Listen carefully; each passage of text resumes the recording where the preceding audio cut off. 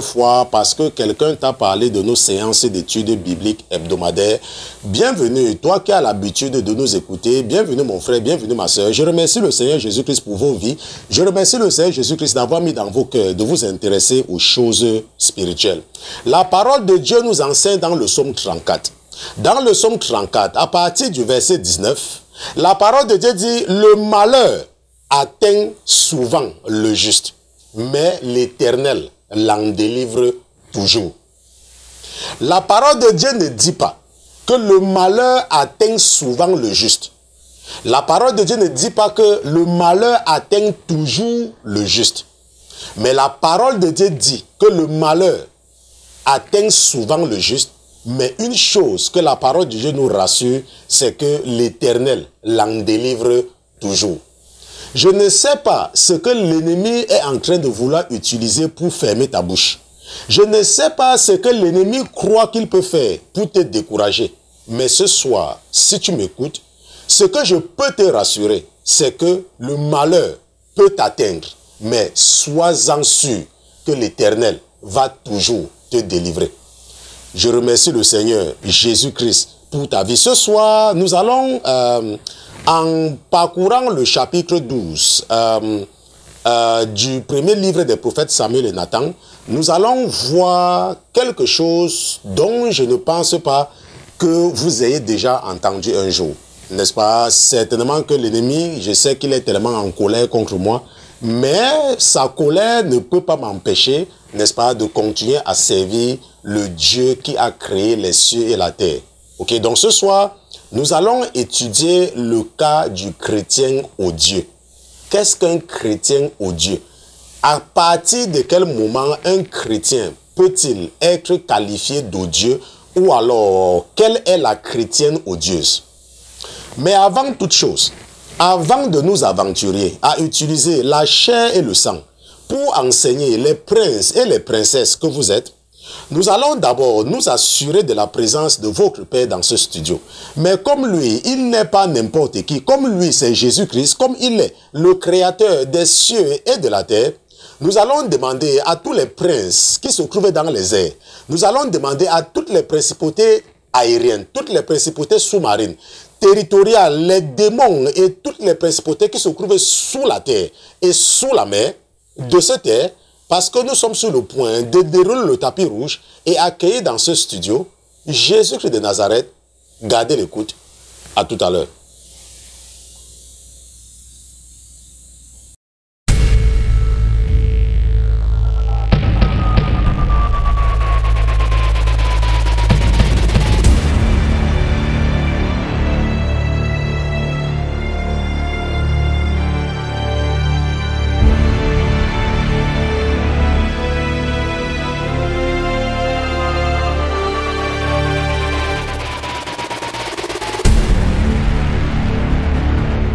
Nous voici venus demander pardon.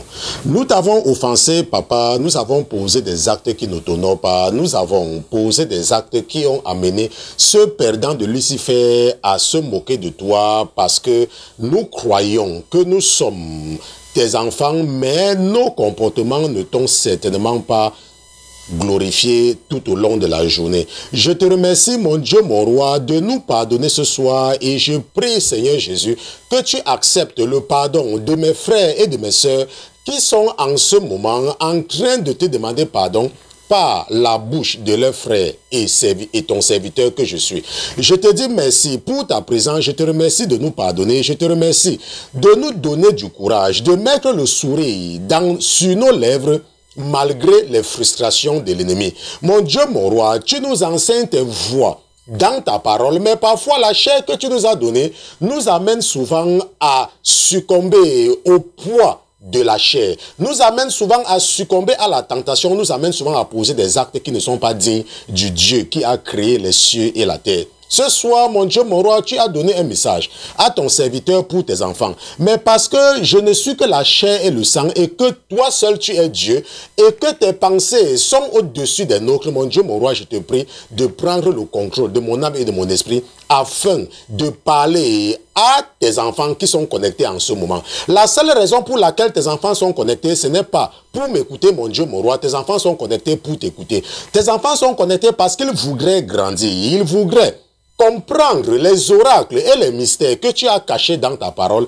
Ils voudraient, oh Seigneur Jésus, être différents de ceux-là qui pensent qu'ils sont sages alors qu'ils sont fous. Parce qu'ils ne savent pas que la prédication de la croix, c'est la vie. Ta parole nous enseigne que la prédication de la croix est une folie pour ceux qui sont perdus. Mais Seigneur Jésus, tu nous as choisis. Tu nous as choisis même avant la fondation du monde. Et tu nous parles afin de nous donner une occasion de pouvoir être réunis avec toi un jour, là où tu es parti préparer pour nous. Parce que tu nous as dit que dans la maison de ton Père, il y a plusieurs demeures. Si tel n'était pas le cas, tu devais nous le dire. Et que tu vas préparer une place pour nous. Et que nous devons rester fermes, que nous devons rester courageux. Ce soir, mon Dieu, mon roi, nous prions pour le courage que tu as accordé à nos prédécesseurs, ceux qui nous ont précédés. Nous prions surtout pour le courage que tu as accordé à ton serviteur Josué. Mon Dieu, mon roi, nous prions que tu nous accordes son courage. Son courage qui va nous permettre de résister à la tentation. Son courage qui va nous permettre d'identifier les pièges et la ruse de ce perdant de Lucifer et de ne pas tomber dans son piège, le piège qui va nous amener à agir comme les enfants qui ne sont pas les tiens. Je te remercie, mon Dieu, mon roi, d'avoir exaucé la requête et la pétition de ton serviteur ce soir et nous te remercions pour ta présence dans ce studio. Nous te disons merci au nom de Jésus-Christ, ton serviteur et tes enfants. D'une seule fois, nous te disons Amen, Amen, Amen, Amen, Amen. Donc, nous remercions Dieu pour Jésus-Christ. Nous remercions Jésus-Christ pour sa présence dans ce studio. Nous le remercions pour la vie de votre serviteur que je suis, n'est-ce pas? Parce que en quelques années, je me rends compte que j'ai tellement grandi dans la mission à moi assignée.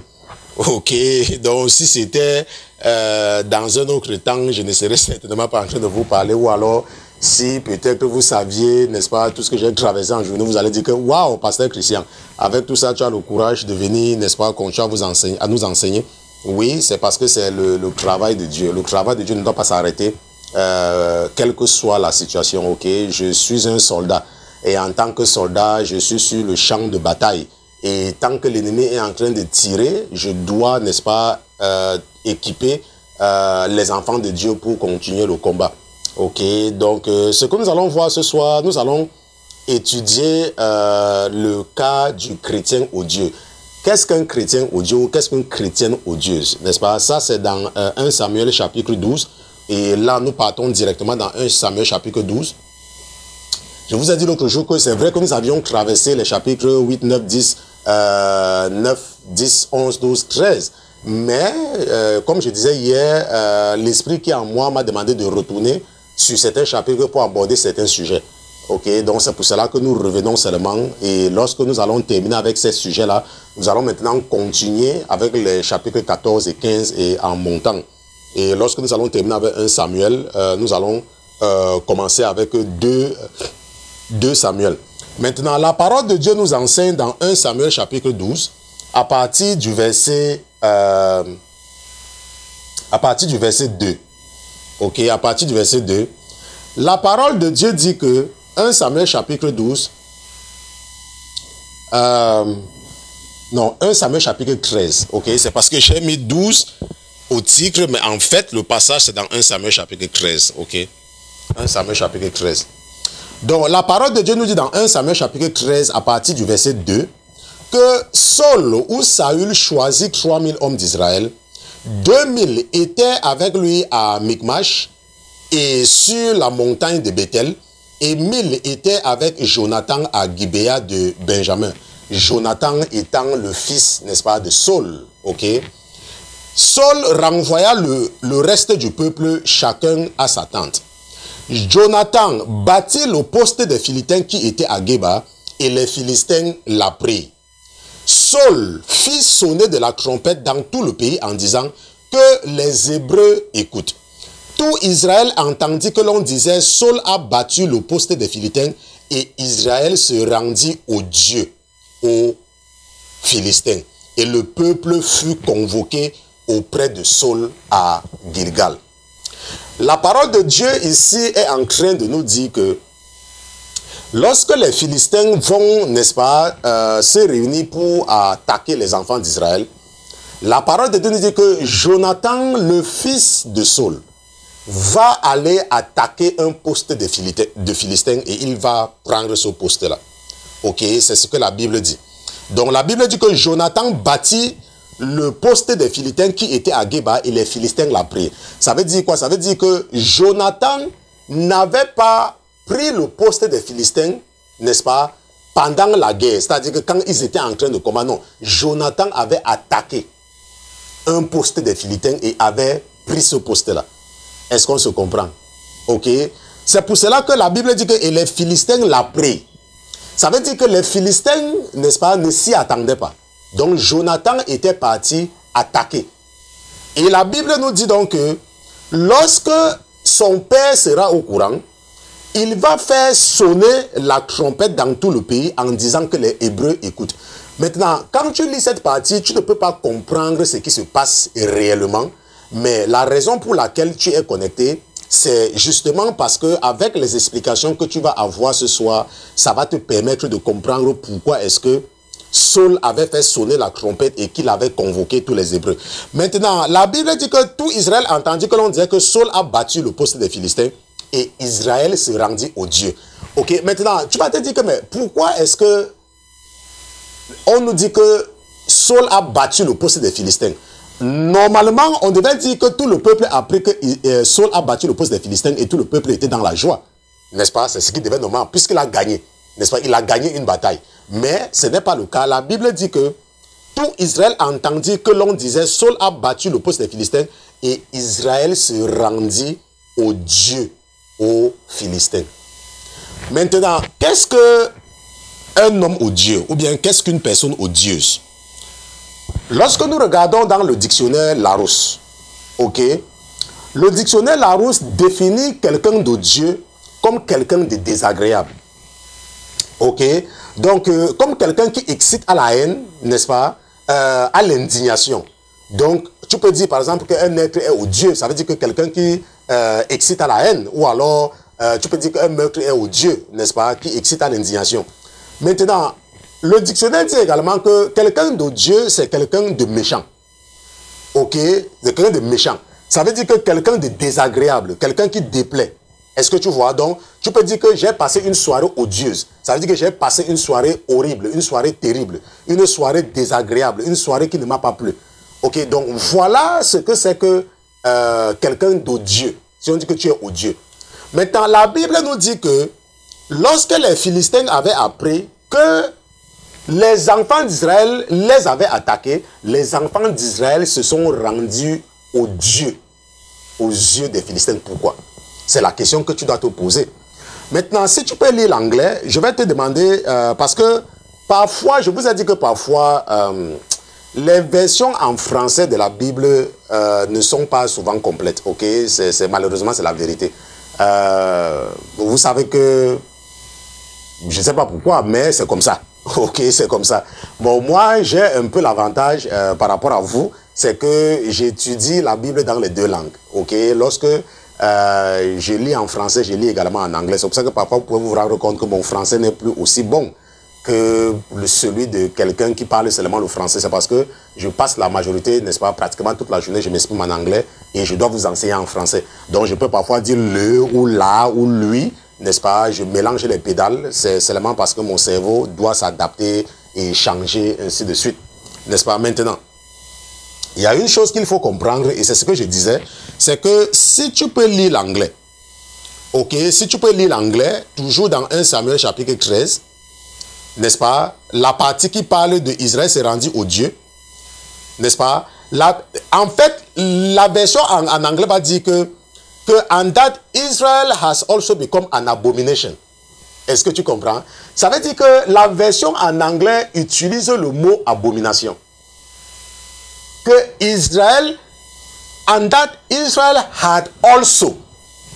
Est-ce que tu comprends? Tu vois que ici en français, on ne nous dit pas que aussi. Also veut dire aussi. Donc en anglais, tu vois bien qu'on dit que Israël est aussi devenu une abomination.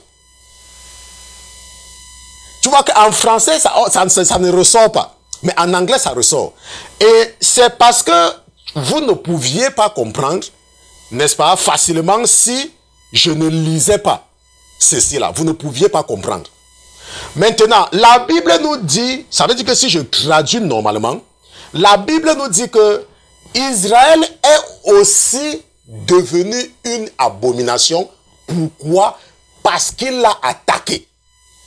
Parce qu'il l'a attaqué. Maintenant, il y a une chose que tu dois comprendre. Et ça, c'est ce que j'essaie toujours de vous expliquer. C'est que Dieu a ses principes. Ok? Un enfant de Dieu a ses principes. Lorsque tu es un chrétien, tu marches selon les principes du christianisme. Et le chrétien est un disciple de Jésus-Christ. Et si tu dis que tu es chrétien, ça veut dire que tu imites Jésus-Christ. Est-ce qu'on se comprend? Maintenant, tout au long de la Bible, si tu commences de la Genèse jusqu'à Apocalypse, bien évidemment, quand je préparais l'étude, j'ai posé la question au Seigneur. Pourquoi donc la bataille de Jéricho? Parce que ça n'épousait pas beaucoup ton principe que tu me demandes d'enseigner à tes enfants ce soir. Et tout à l'heure, l'esprit qui est en moi me disait que mon fils, regarde très bien ce que les habitants de Jéricho avaient fait. Parce que tu vas peut-être croire que les enfants d'Israël ont attaqué les gens de Jéricho. Non. En fait, c'est parce que les habitants de Jéricho barraient la route. Ne voulaient pas laisser passer les enfants d'Israël. Donc, l'explication que tu veux donner à tes frères et à tes sœurs reste valable. Parce que peut-être tu peux m'écouter ce soir, parce que c'est qu'il y a les pasteurs qui m'écoutent. Ok, pour votre information, il y a beaucoup de pasteurs d'ailleurs qui m'écoutent. Ok, suivez mes enseignements. Et je savais que si je dois entrer dans ce qui se passe ici sans lever cet équivoque, certains hommes de Dieu, ou alors certains parmi vous qui êtes très avancés dans la parole, n'est-ce pas, vous allez dire que, mais et alors Jéricho, c'est quoi?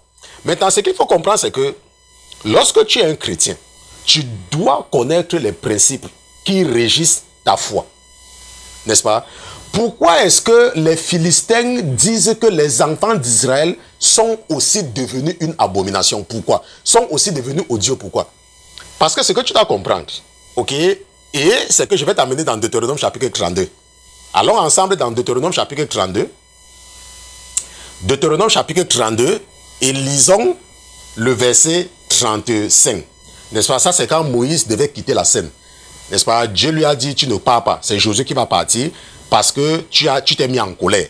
Ok? Il faut comprendre que la raison pour laquelle Moïse n'est pas allé à la terre, ce n'est pas ce que parfois on vous distrait avec là. C'est en fait parce qu'il avait un problème de colère. Ok? Il avait un problème de colère. Bon, maintenant, et c'est pour ça que la colère, c'est quelque chose qu'il faut éviter. Ok, c'est quelque chose qu'il faut apprendre à éviter. Et comment moi, est-ce que je fais généralement pour éviter la colère? Je fais, comme on dit en anglais, I just walk away. Ok, je pars. Je ne reste pas là, je pars. Ok, que ce soit avec mon épouse, si c'est que de me rendre compte, si vous la connaissez, moi, je vais la laisser dans la chambre, je vais sortir. Ou alors, je vais faire tout pour dormir. Est-ce que tu comprends? Parce que s'il y a des problèmes et que tu restes au milieu de là, ça va t'amener à être en colère. Et lorsque tu es en colère, les démons prennent facilement possession de toi. D'ailleurs, pour ton information, c'est quand tu es en colère que les démons peuvent facilement entrer dans toi. Quand tu es en colère, donc il faut éviter cela. Et c'est parce que Moïse était en colère avec Aaron qu'au lieu de suivre bien ce que Jésus lui avait dit de parler au rocher, il a frappé le rocher. Maintenant, si tu n'as pas un certain niveau dans la compréhension des choses spirituelles, tu vas dire que non, Dieu lui avait dit de frapper le rocher, avait dit de parler au rocher, il a frappé le rocher. C'est parce que tu comprends seulement le problème à la fin. Tu ne vois pas la motivation derrière. Pourquoi il avait frappé le rocher? Pourquoi? C'est parce qu'il était en colère. Et ça lui a coûté la terre promise, pas le paradis. Ok? Parce que dans le livre de Jude, on sait très bien que Moïse allait au paradis, ok? Et même dans la Bible, on voit que Jésus avait rencontré, n'est-ce pas, Moïse et puis Élie et l'autre. Ok, ça on peut voir, donc je ne pars pas là-bas parce que ça va nous perdre le temps. Maintenant, ce que je suis en train de vouloir expliquer, c'est que lorsque Moïse devait quitter la scène, il va faire un discours, il va rappeler certaines choses aux enfants d'Israël. Et au verset 35, voici ce qu'il dit. Il dit que le Seigneur dit aux enfants d'Israël, il a dit à Moïse, dis-leur que Oh, je suis en français, je suis en anglais. Au lieu que je tourne en français, je suis resté encore en anglais. Deutéronome, chapitre 32, n'est-ce pas, verset 35. Ok. À moi la vengeance et la rétribution. Quand leur pied chancellera, n'est-ce pas, quand leur pied chancellera, point d'exclamation. Donc, car le jour de leur malheur est proche et ce qui les attend ne tardera pas. Qu'est-ce que la parole de Dieu dit? C'est la parole de Dieu dit que Jésus avait dit à Moïse de dire aux enfants d'Israël que à moi la vengeance et la rétribution quand leur pied chancellera. Car le jour de leur malheur est proche et ce qui les attend ne tardera pas. Ça veut dire que quoi? Que lorsque quelqu'un est méchant, et je disais ça tout à l'heure à mon épouse, c'est que elle me parlait d'une personne, elle dit que ne te dérange pas. N'est-ce pas? Dieu n'agit pas comme ça. Lorsque Dieu veut punir quelqu'un qui est méchant, n'est-ce pas? Il ne fait pas qu'il va te punir là. Non, c'est pas comme ça qu'il fait. Ce qu'il va faire, c'est qu'il va te soulever au plus haut sommet. Et tu vas être à l'aise. Et quand tu seras à l'aise là-bas, c'est là où il va te faire chuter, il va te faire tomber en chute libre, sans vitesse initiale. Et tu vas te fracasser à terre. C'est comme ça, c'est son principe. Ok? Donc, la Bible dit que à moi la vengeance et la rétribution. Qu'est-ce que cela veut dire? Cela veut dire que lorsque tu es un enfant de Dieu, lorsque tu es un chrétien, tu n'attaques jamais. C'est pour ça que je disais que si tu regardes tout au long de la Bible, à aucun moment, je disais que j'ai posé la question à l'esprit qui est en moi, que pourquoi donc, comment je peux justifier la bataille de Jéricho? Et c'est ce que je disais tout à l'heure, que la Bible dit que Jéricho était barricadé devant les enfants d'Israël, dont les enfants d'Israël ne pouvaient pas avancer. Et Jésus lui-même va descendre pour le combat, pour qu'on les laisse passer. Est-ce que tu comprends? Et c'est pour cela qu'ils ne vont même pas aller attaquer Jéricho directement. Si tu as lu, n'est-ce pas, le combat de Jéricho, tu vas te rendre compte qu'ils vont faire le tour de la ville, comme pour leur demander que laissez-nous passer. Mais jusque-là, ils vont toujours refuser. Et Dieu lui-même va faire tomber les murs. La Bible ne nous dit pas que ce sont les enfants d'Israël qui vont faire tomber le mur de Jéricho. Non. La Bible dit que quand ils vont crier les murs de Jéricho, n'est-ce pas, le mur de Jéricho va tomber. Dieu lui-même. Donc, il faut que tu comprennes quelque chose de très important ce soir. Et je pense que ça va changer beaucoup de vies. Ce que tu dois comprendre, c'est qu'un enfant de Dieu n'attaque jamais. Un enfant de Dieu n'attaque jamais. Quel que soit ce qu'on te fait. Si tu es un chrétien, tu ne dois jamais attaquer. Je te donne un exemple. Tu travailles quelque part, les gens t'insultent. Les gens te font n'importe quoi et tout et tout. En tant qu'un chrétien, tu dois toujours les saluer. Tu dois toujours sourire avec eux. Est-ce que tu me comprends? Parce que c'est ça, être un chrétien. Ce n'est pas ce que tu crois. Est-ce que tu comprends? Ce n'est pas ce que tu crois. Tu vas dire que, mais, pasteur Christian, comment est-ce que tu peux me dire que si quelqu'un me provoque, je ne dois pas... C'est ça le chrétien. C'est pour ça que nous avons vu dans 1 Samuel, chapitre 13, là où nous sommes, que lorsque Jonathan a attaqué le poste des Philistins, les Philistins ont dit que les enfants d'Israël sont aussi devenus une abomination. Est-ce que tu comprends maintenant? C'est pour cela qu'ils vont dire que les enfants d'Israël sont aussi.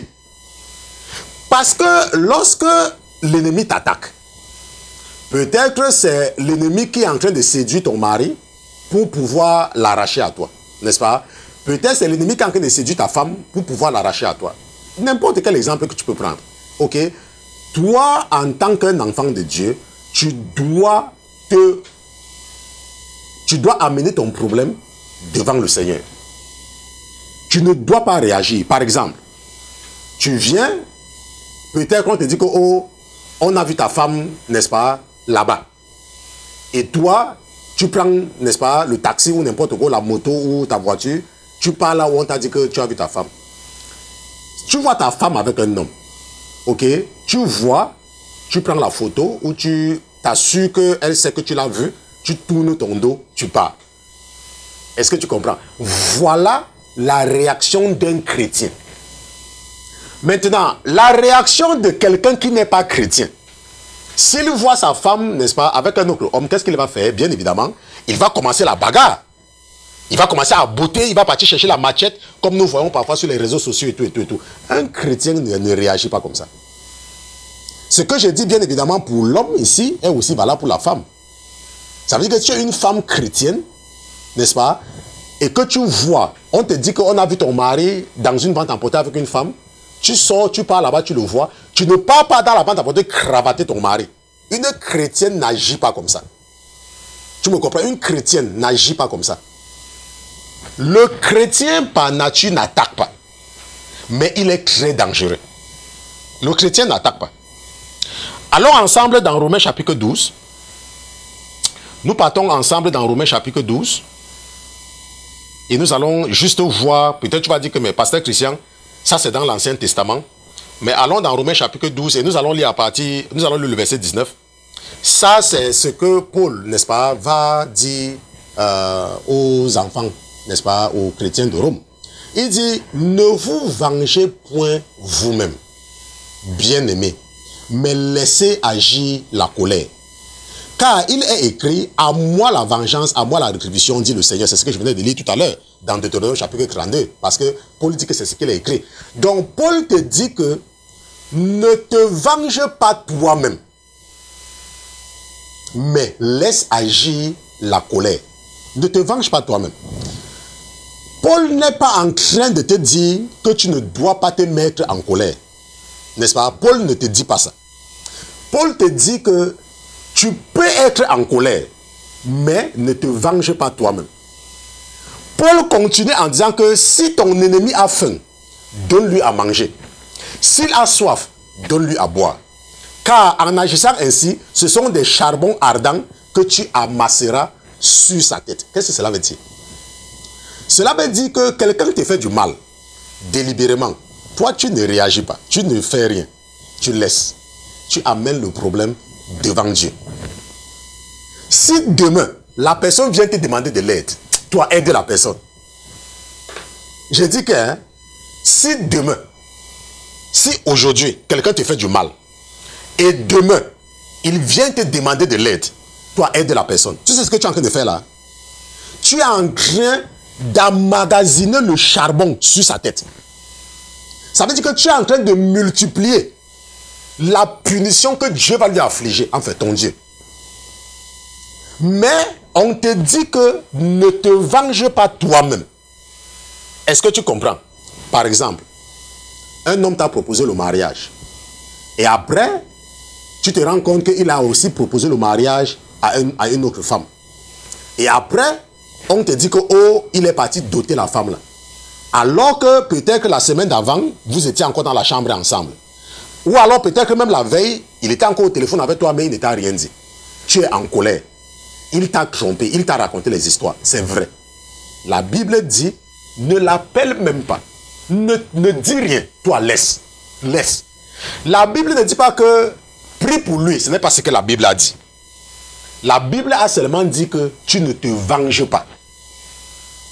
Ça veut dire que tu ne quittes pas le chez toi avec le pantalon que tu as porté serré avec le kabangondo pour celles qui sont en Afrique et tu pars au lieu du mariage faire les problèmes. Un chrétien ne se comporte pas comme ça. Une chrétienne ne se comporte pas comme ça. Est-ce que tu me comprends?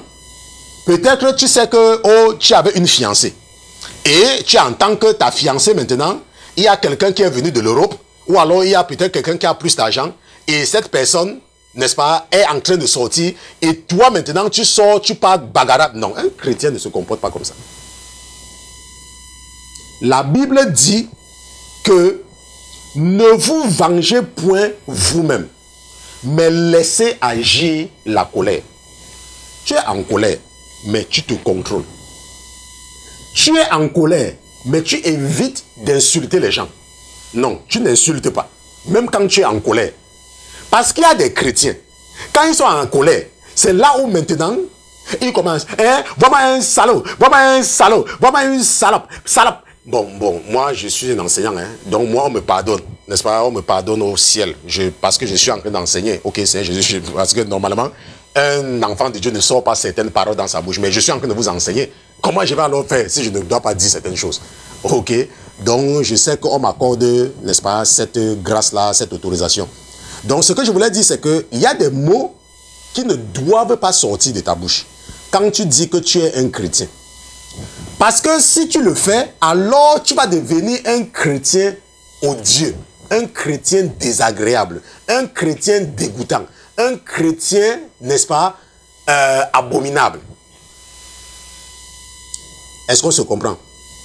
Donc, nous allons prendre une pause et lorsque nous allons revenir, nous allons continuer avec l'étude du chrétien odieux, mais avec d'autres cas, n'est-ce pas, qui vont toujours vous aider à grandir, n'est-ce pas, spirituellement et à comprendre certains principes et certaines caractéristiques du Dieu que nous servons.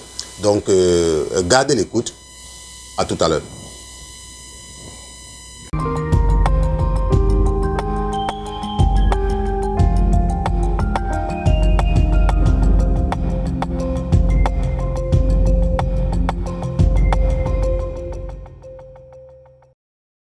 Seigneur Jésus, je te remercie pour le courage que tu m'as accordé. Je te remercie parce que chaque jour, tu me fais comprendre que tu écoutes chaque parole qui sort de ma bouche.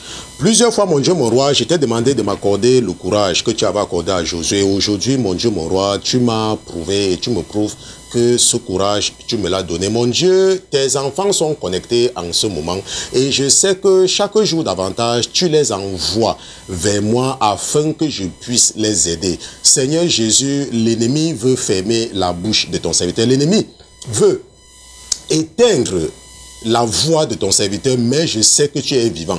Je sais, mon Dieu, mon roi, que tu es le même Dieu à qui je m'étais adressé alors que l'ennemi croyait qu'il avait déjà enterré mon cercueil dans les profondeurs de la mer. Tu m'avais écouté, mon Dieu, mon roi, et ce soir, me voici devant toi une fois de plus avec mes frères et mes sœurs pour te les présenter. Je te présente, mon Dieu, mon roi, celui qui ne te connaît pas encore. Je te présente celui qui est encore en train de vivre les illusions du paradis. Je te présente celui ou celle qui n'a toujours pas encore son nom écrit dans le livre de vie parce que il est toujours ou elle est toujours en train de marcher selon l'impulsion de la chair. Seigneur Jésus, ta parole nous enseigne que celui qui marche selon la chair ne peut pas te plaire, mais celui qui te plaît, c'est celui qui marche selon l'esprit. Écoute la requête et la pétition de ton serviteur ce soir pour mes frères et mes sœurs qui sont connectés. Reçois également mon cas, mon Dieu, mon roi. Reçois la pétition de ton serviteur et mets la joie dans son cœur malgré toutes les attaques, malgré toutes les difficultés, malgré toutes les montagnes que l'ennemi met devant lui. Rappelle-toi ta promesse, mon Dieu, mon roi. Rappelle-toi ce que tu m'avais promis. Rappelle-toi au Seigneur Jésus que c'est toi qui avais dit que tu devais utiliser ton serviteur que je suis pour ramener à toi des centaines et des milliers de tes enfants qui sont perdus. Ce soir, au Seigneur,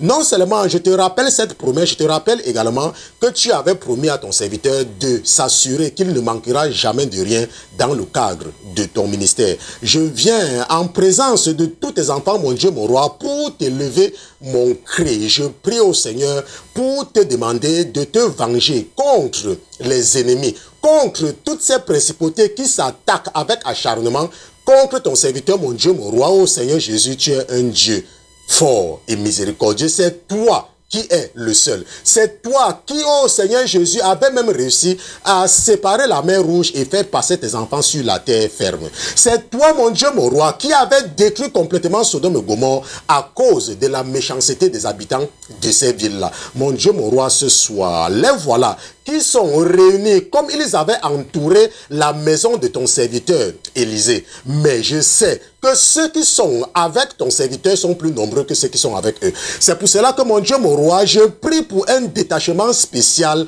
d'un bataillon particulier de guerriers à partir de maintenant dans ton royaume. Je prie que ce bataillon soit chargé au Seigneur Jésus d'anéantir toutes les principautés, toutes les dominations qui entourent ton serviteur en ce moment et remettre le sourire dans son cœur. Il lui donne le courage de continuer à faire ton travail, à t'aider à délivrer mes frères et mes sœurs qui sont encore victimes de leur ignorance. Merci, mon Dieu, mon roi, d'avoir exaucé la prière de ton serviteur ce soir.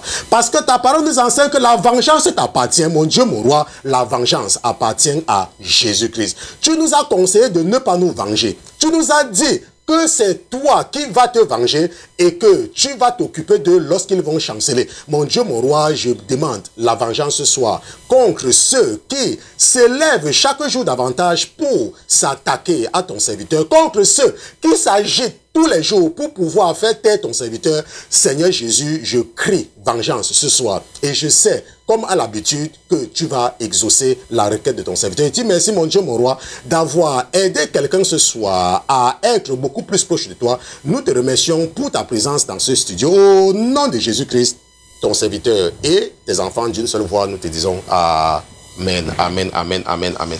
Donc, ce soir, n'est-ce pas, nous sommes en train d'étudier le cas du chrétien odieux. Et le chrétien odieux, l'étude du chrétien odieux ou la chrétienne odieuse, ça veut dire que la chrétienne abominable ou le chrétien abominable, nous avons dit que c'est le chrétien qui se venge. Ok, c'est le chrétien qui réagit, n'est-ce pas, face à l'adversité.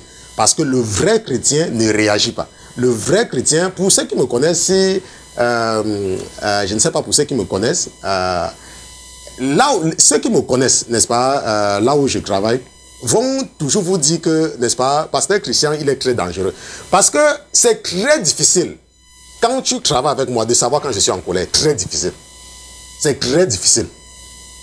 C'est même tellement aussi difficile que même mon épouse ne sait pas quand je suis en colère. Parce que c'est un principe spirituel que j'applique. Et c'est ça qui fait que parfois les gens disent que, oh, il est hypocrite. Non. C'est parce que c'est un principe spirituel que tu ne dois pas, n'est-ce pas, afficher ta colère. Non, ne fais pas ça.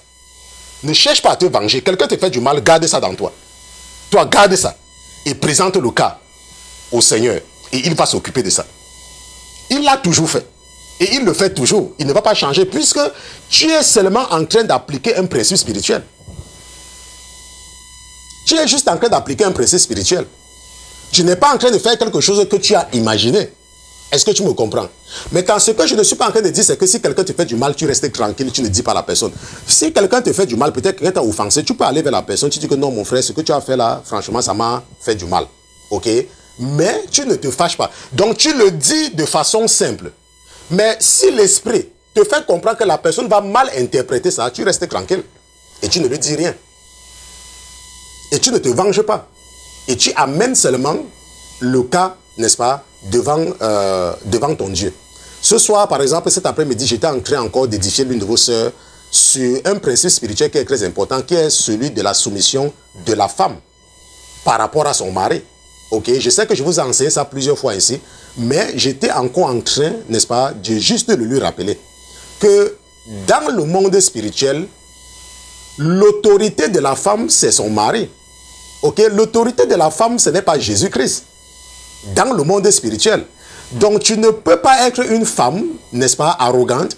Tu ne peux pas être une femme, n'est-ce pas, gonflée et croire que Dieu va t'écouter, Dieu va exaucer tes prières. Ce n'est pas possible. Ce n'est pas possible, ce n'est seulement pas possible. Tu dois, c'est-à-dire que c'est toujours le même principe. Tu dois apprendre à te soumettre à l'autorité. Et ce n'est que lorsque tu es soumise à l'autorité de ton mari que tes prières sont beaucoup plus efficaces. On se comprend? Que tes prières sont beaucoup plus efficaces. Parce que il faut apprendre à connaître les principes spirituels. Maintenant, la Bible dit que tu peux te mettre en colère. Mais ne laisse pas, n'est-ce pas, le soleil se coucher sur ta colère. C'est ce que la Bible dit. Maintenant, la Bible dit que quoi? Que un homme doit considérer que sa femme est un sexe faible. Donc un homme doit toujours savoir que la femme est faible et agir de façon conséquente. Ça veut dire qu'un homme ne doit pas, n'est-ce pas, quand il veut faire n'importe quoi, se comparer à sa femme, non. Maintenant, tu vis dans une société, je suis seulement en train de vous dire ce que je pourrais partager avec vous cet après-midi. Tu vis dans une société qui te dit que l'homme est égal de la femme, n'est-ce pas? Ça, c'est dans le monde. Et rappelle-toi, la Bible dit que nous sommes dans le monde, mais nous ne sommes pas du monde. Donc le système luciférien qui met l'homme au même niveau que la femme, ou la femme au même niveau que l'homme, ce n'est qu'un système luciférien. Ce n'est pas un système chrétien. Parce que la Bible dit que la femme doit se soumettre à l'autorité de son mari. Est-ce que tu comprends? Donc, si tu es une femme chrétienne, de la même façon que si tu es un chrétien, tu ne dois pas te rendre odieuse ou tu ne dois pas te rendre odieux. Par exemple, tu vas me dire que, mais, pasteur Christian, les Philistins avaient occupé, n'est-ce pas, le territoire des enfants d'Israël. C'est vrai. Puisque la Bible dit que Jonathan avait attaqué un poste des Philistins. Ça veut dire que quoi? Ça veut dire que le poste là était en Israël. Parce qu'ils étaient sous la domination des enfants d'Israël. Ok? Maintenant, c'est ce que la Bible dit, il est parti attaquer. Donc tu vas dire que, mais, pasteur Christian, il était chez eux, donc il pouvait les attaquer. Non. Un enfant de Dieu, je répète encore, ne se comporte pas comme ça. Lorsque tu es un enfant de Dieu et que les gens te provoquent, toi, tu ne réagis pas. Est-ce qu'on se comprend? Lorsque tu es un enfant de Dieu et que les gens te provoquent, toi, tu ne réagis pas. Tu me comprends parfaitement? Oui, tu ne réagis pas. Tu laisses. Dieu va s'occuper de cela. Je dis que tu laisses, Dieu va s'occuper de cela. Mais toi, tu dois toujours travailler de tout ton cœur. Ça veut dire que tu dois toujours avoir les bonnes intentions. Ça veut dire quoi? Ce n'est pas parce que quelqu'un t'a offensé, ce n'est pas parce que quelqu'un t'a fait du mal que toi aussi tu dois faire du mal. Non. Romains chapitre 12 nous a dit que, et nous allons repartir là-bas, dans Romains chapitre 12, Romains chapitre 12 nous a dit que, je ne sais pas si c'est à partir du verset, c'est à partir du verset 19, dit que ayez les mêmes sentiments les uns envers les autres. Donc, verset 19 dit, ne vous vengez point vous-même, bien-aimés, mais laissez agir la colère, car il est écrit à moi la vengeance, à moi la rétribution, dit le Seigneur. Mais si ton ennemi a faim, donne-lui à manger. S'il a soif, donne-lui à boire. Car en agissant ainsi, ce sont des charbons ardents que tu amasseras. Donc, tu vois que la parole te dit que si la personne qui t'a offensé a faim, tu dois lui donner à manger. Ça veut dire, par exemple, quelqu'un a mal parlé de toi. On a dit que oh, la personne a mal parlé de toi. Et la personne t'appelle pour te demander de lui prêter de l'argent. Tu dois lui prêter de l'argent si tu en as. On se comprend? C'est vrai que je sais que certains parmi vous dites que oh, pasteur Christian. Non, pasteur Christian, franchement, moi, je ne suis pas d'accord. Ce n'est pas une question que tu sois d'accord ou pas. Je suis seulement en train de te présenter la parole de Dieu. Est-ce que moi, ce n'est pas moi qui ai écrit ça, je n'ai pas écrit Romain. Cet après-midi, par exemple, pendant que j'étais en train d'édifier l'une de vos sœurs, toujours dans le même cadre, je lui racontais une situation simple. Il y avait cette dame qui avait les problèmes avec son mari. Et son mari, n'est-ce pas, voulait faire ce qu'un homme fait avec une femme avec elle. Et parfois, son mari venait vers elle lorsqu'elle était, n'est-ce pas, dans la période où les femmes ont les pètes, n'est-ce pas. Je sais qu'il y a des moments où les femmes, n'est-ce pas, ont les pètes et tout et tout. Et elle m'a appelé, n'est-ce pas, en tant que son pasteur. Et elle m'a posé le problème. Que mon mari, nous avons des problèmes et tout et tout et tout. Mais voilà, parfois, quand je suis en train de saigner, il veut. C'est vrai que la parole de Dieu dit que l'homme ne doit pas, n'est-ce pas, toucher sa femme dans cette période-là. N'est-ce pas, ça c'est dans le livre de la loi. Bon, j'ai dit à la sœur que moi, je suis un homme de Dieu. Ok? Et vous venez vers moi, vous ne venez pas vers Christian. Vous venez vers le pasteur Christian. Et les conseils que je peux te donner, ma chère, doivent être conformes à la parole de Dieu. Parce que je ne dois pas utiliser mon raisonnement pour te conseiller. Moi, je ne peux pas. Mais tout ce que je peux te dire, c'est que c'est ton mari. Maintenant, je sais qu'il y a beaucoup de femmes qui vont écouter, vont dire que mais non, mais pasteur Christian. Donc tu veux dire que tu as dit à la femme, je lui ai dit, moi, c'est ton mari. C'est ton mari. Et la Bible est claire que le corps de la femme ne lui appartient pas, ça appartient à son mari. Et que le corps de l'homme ne lui appartient pas, ça appartient à sa femme. Est-ce que Maintenant, donc voilà une femme chrétienne, bon, parce qu'elle n'est pas... C'est une vraie chrétienne, ok? Celle-là, c'est une vraie chrétienne. Je peux... Oui, l'autre là, je peux affirmer, c'est une vraie chrétienne. Voilà. Donc, voilà une vraie chrétienne qui vient poser un problème que peut-être toi dans le monde, toi qui es une chrétienne qui est encore en train de te chercher, n'est-ce pas, une fausse chrétienne même d'ailleurs, tu vas dire que, hein, quoi, non, je ne fais pas, non. Une vraie chrétienne est venue voir le pasteur pour lui poser le problème. Et le pasteur lui a coté la parole de Dieu. Maintenant, tu vas me dire que, mais, pasteur Christian, tu as dit à cette femme-là que le corps de la femme ne lui appartient pas, ça appartient à son mari. Mais la Bible dit également, quelque part dans le livre de la loi, que l'homme ne doit pas approcher sa femme, n'est-ce pas, dans ces périodes. Ça, c'est ce que la Bible dit. Ça, c'est ce que Jésus dit. Mais nous savons que l'homme est le chef de la femme et que Jésus est le chef de l'homme. Est-ce que tu comprends? Donc, ce n'est pas à toi de rappeler ça à ton mari. Je suis seulement en train de vous amener à comprendre comment les principes spirituels fonctionnent. Moi, par exemple, à mon lieu de travail, quel que soit ce que mon patron me fait, n'est-ce pas? Si je suis quelqu'un de la chair, je peux diminuer le travail. Je peux dire que je vais faire moins. Parce qu'il m'a énervé. Mais l'Esprit de Dieu me dit que tu ne peux pas le faire. Tu dois travailler. Si tu ne peux pas travailler, tu rentres à la maison.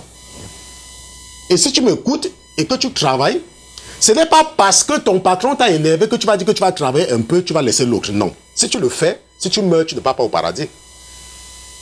Parce que la Bible dit que quoi? Que soumettez-vous à vos patrons en toutes choses. En toutes choses. Donc si tu ne veux pas te soumettre à quelqu'un, tu arrêtes de travailler. On se comprend, tu arrêtes de travailler. Est-ce qu'on se comprend? Tu arrêtes de travailler.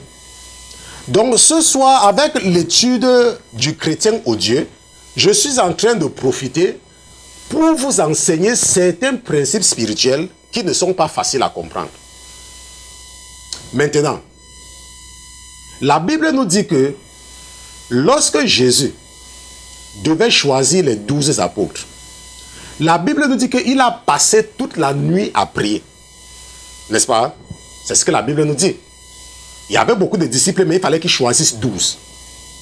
Je ne vais pas aller là-bas, hein, parce que ce n'est pas ça l'objet. Je ne suis pas, ce n'est pas ça. Je vais seulement expliquer quelque chose. La Bible dit qu'il a passé la nuit à prier. Et le lendemain, il a choisi les 12. Maintenant, quand tu regardes parmi les 12 qu'il a choisis, il y a les douaniers, il y a les collecteurs d'impôts, il y a les pécheurs et tout, mais il y a également la personne qui va le trahir. Pourquoi? Tu vas te poser la question que, mais lui, en tant que Dieu, pourquoi avait-il choisi quelqu'un qui devait le trahir? Pourquoi? Maintenant, ce que tu dois comprendre, c'est que si tu lis le livre d'Apocalypse, Jésus-Christ s'était porté lui-même volontaire pour venir souffrir en sacrifice pour nous. Et il fallait bien que quelqu'un, n'est-ce pas, participe. Est-ce que tu comprends? Je ne sais pas. Je suis juste en train de vouloir vous expliquer les principes spirituels. Donc, Dieu, parce que quelque chose devait s'accomplir, a choisi lui-même celui qui devait le vendre. Lui-même, ce n'est pas quelqu'un qui a choisi. Donc, ce que tu dois donc comprendre, c'est que les principes spirituels ne sont pas faciles à assimiler. C'est pour ça qu'aller au paradis, ce n'est pas une petite chose. Si rester au paradis était facile, tiens-toi tranquille, Lucifer devait toujours être là-bas. Hériter du royaume des cieux, c'est très difficile. C'est pour ça que lorsque tu lis la parole de Dieu, tu dois toujours t'assurer que tu agis conformément à la parole. Pas conformément à ce que tu crois. Pas conformément à ce que tu crois. Conformément à la parole. Donc nous avons donc vu ce soir que quoi? Que si tu veux te rendre au Dieu, si tu veux te rendre abominable devant Jésus-Christ, il faut te venger. Il faut réagir face à l'adversité. Je dis, on ne te dit pas que tu ne dois pas te mettre en colère. Tu as le droit de te mettre en colère. Tout le monde a le droit de se mettre, puisque la Bible dit qu'on peut se mettre en colère. Mais ce qu'on te dit, c'est que tu ne dois pas attaquer. Tu ne dois pas être un chrétien qui part chercher les problèmes. Tu dois toujours laisser qu'on vienne te chercher les problèmes. Même si tu sais que la personne-ci me veut du mal, la Bible te dit ce soir que tu ne dois pas aller attaquer la personne. Ça veut dire que tu as entendu que telle personne fait le commérage sur toi. La Bible te dit que en tant que chrétien, en tant que chrétienne, Tu ne dois pas prendre le téléphone, appeler la personne pour demander à la personne que j'ai entendu que tu parles mal de moi. Tu me connais, tu me connais, tu me connais, tu me connais où, tu me connais où, tu me connais. Non. Un chrétien, une chrétienne ne fait pas ça. Est-ce que tu me comprends? Un chrétien ne fait pas ça. Tu as entendu que quelqu'un a mal parlé de toi. Tu attends, tu prends, tu avales, tu mets dans ton ventre, tu restes tranquille. Si ça te dépasse, tu peux voir ton pasteur, tu te verses sur ton pasteur pour oublier tout ça. Si ça te dépasse encore davantage, tu entres dans ta chambre, tu pries au Seigneur et tu lui dis de prendre soin du problème là. Est-ce qu'on se comprend? C'est comme ça. C'est comme ça. C'est comme ça qu'un chrétien se comporte. Ok, nous sommes en train de parler bien sûr des vrais chrétiens. Ok, donc demain, je ne sais pas ce que votre père va me demander de vous enseigner, mais ce que je peux vous demander, n'est-ce pas, surtout vous qui êtes les fidèles, c'est de beaucoup prier et de beaucoup intercéder pour la Sainteté FM, pour la Sainteté Télévision. Parce que lorsque nous avons commencé, lorsque j'ai commencé seul et puis avec le frère Gildas, nous avons continué. Et avant d'obtenir l'aide de gens comme le frère Pierre, et puis il y a 2 autres personnes qui travaillent avec nous, mais qui, pour leur protection, je préfère les garder dans l'anonymat. Ce n'est pas que ces personnes ont demandé de rester dans l'anonymat, mais ce n'est que pour les protéger que je préfère les garder dans l'anonymat. Et l'ennemi est en train d'essayer de tout faire, n'est-ce pas, pour me faire taire. N'est-ce pas, l'ennemi essaye, n'est-ce pas, essayer avec mon équipe pour démanteler l'équipe, n'est-ce pas, l'ennemi n'a pas réussi, donc l'ennemi maintenant est en train, n'est-ce pas, de s'attaquer aux finances, n'est-ce pas, à la source de financement de ce ministère. Donc vous devez prier de toutes les façons si vous voulez toujours continuer à écouter ma voix, ok, si vous voulez continuer à écouter ma voix, n'est-ce pas, c'est à vous de prier afin que nous ayons toujours les ressources financières pour vous permettre de nous suivre, n'est-ce pas, 3 fois par semaine. Maintenant, si c'est la première fois pour toi de te connecter, si c'était la première fois pour toi, peut-être parce que quelqu'un t'a parlé de cette émission, nous nous retrouvons 3 fois par semaine, mardi, mercredi, jeudi à partir de 21h pour nos séances d'études bibliques. N'est-ce pas? Nous ne nous retrouvons pas pour des sermons, nous prenons des sujets particuliers dans la Bible et nous élaborons là-dessus. Et la mission de ce ministère, la mission qui m'avait été donnée, c'était d'aider les enfants de Dieu à aller au paradis. Ok, ça c'est ma mission. Et comme je disais tout à l'heure, lorsque j'ai commencé, je ne savais même pas sur quoi j'étais en train de me lancer. Mais plus le ministère avance, ok, plus nous sommes connus dans le monde, plus, n'est-ce pas, nous avons affaire aux démons, n'est-ce pas, plus élevés. Ok, c'est vrai qu'aucun démon ne peut toucher un enfant de Dieu, mais ils peuvent utiliser les manipulations, les manigances pour pouvoir travailler. Donc c'est pour cela que même si c'était la première fois pour toi et que le message t'a intéressé, ce que je te demande, et que si tu vas encore m'écouter pendant longtemps, n'est-ce pas, tu dois beaucoup prier. Ok, tu dois prier surtout pour les finances, n'est-ce pas, prier que le Seigneur continue à me donner assez d'argent pour financer ce ministère. Ok, sinon à un moment donné, nous ne pourrions plus payer nos factures. Ok, donc je te remercie d'avoir été à l'écoute ce soir. Ce soir, nous avons étudié le chrétien odieux. Ce soir, nous avons également vu que le malheur atteint souvent le juste, mais une chose est certaine, c'est que l'Éternel l'en délivre toujours. Ce soir, nous avons vu qu'un chrétien n'attaque pas. Un chrétien, quel que soit ce qu'on lui fait, reste tranquille et ne va pas attaquer quelqu'un, n'est-ce pas? Et se confie à l'Éternel parce que, comme nous avons vu dans Deutéronome chapitre 32, verset 35, la parole de Dieu dit qu'à moi la vengeance et la rétribution et que je vais m'occuper d'eux dès qu'ils vont chanceler. Donc, je te remercie d'avoir été à l'écoute ce soir. Nous allons prier pour que je vous confie dans les mains du Seigneur et que je demande sa protection sur tous ceux qui étaient connectés ce soir. Seigneur Jésus, je te remercie d'avoir été présent une fois de plus, mon Dieu, mon roi. Je te remercie de m'avoir donné le courage de venir enseigner tes enfants malgré toutes les difficultés dont tu connais. Je te dis merci, mon Dieu, mon roi, de m'avoir assisté. Je te dis merci d'avoir pris le contrôle de mon âme et de mon esprit pour pouvoir enseigner mes frères et mes sœurs, pour pouvoir les édifier, pour pouvoir les aider à grandir dans la connaissance des choses spirituelles. Nous te disons merci, mon Dieu, mon roi, ce soir. Je prie également pour notre sœur qui se trouve en France, que tu voudrais utiliser pour pouvoir t'aider à faire renaître de nouveau certains de tes enfants qui sont encore captifs. Je te prie, mon Dieu, mon roi, ce soir, devant tous tes enfants qui sont connectés, que tu confirmes à ton serviteur si c'est la personne que tu as choisi d'envoyer travailler avec nous, ou alors si c'est quelqu'un d'autre que nous devons attendre. Mon Dieu, mon roi, tu me parles pas des rêves selon ta promesse. Tu m'avais dit à travers ton prophète Georges que tu devais te révéler à moi d'abord dans les rêves avant de te révéler ensuite de façon visible, de façon audible. Tu as commencé à me montrer des choses, mon Dieu, mon roi, depuis des mois, depuis des semaines, des choses dont tu m'as demandé de partager avec des gens pour que lorsque ça arrive, qu'ils sachent que ce que je leur dis est vrai. Puisque tu as commencé à me parler dans les rêves, mon Dieu, mon roi, je te présente également le cas de cette candidature en priant avec tes enfants que tu me confirmes si oui ou non c'est la personne que tu envoies venir travailler avec nous.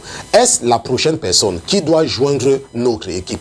Est-ce la prochaine personne, mon Dieu, mon roi, que tu as l'intention d'utiliser pour faire naître de nouveau tes enfants qui sont encore dans le ventre, qui sont encore ignorants des principes spirituels et que ta fille potentielle pourrait, en s'associant à nous, les amener à la lumière. Je te remercie, mon Dieu, mon roi, d'avoir écouté ma prière ce soir et de m'avoir répondu. Je te remercie également, mon Dieu, mon roi, d'avoir dépêché tes anges guerriers, venir veiller sur le rêve de mes frères et de mes sœurs qui sont connectés. Nous te disons merci pour ta fidélité, mon Dieu, mon roi. Nous te remercions parce que nous savons que lorsque l'ennemi va essayer de nous faire manger quelque chose dans nos rêves, tout à l'heure, alors tu vas soit nous réveiller, soit l'ange que tu as dépêché en ce moment va les anéantir, va les enchaîner et va les renvoyer dans les profondeurs de l'abîme pour qu'ils n'osent plus jamais venir donner quelque chose à manger à tes enfants au nom de Jésus-Christ de Nazareth. Mon Dieu, mon roi, nous te remercions de réprimer le dévoreur ce soir. Je te remercie également pour le témoignage. Je te dis merci pour les enseignements de ce soir au nom de Jésus-Christ, ton serviteur et tes enfants. D'une seule voix, nous te disons Amen, Amen, Amen, Amen.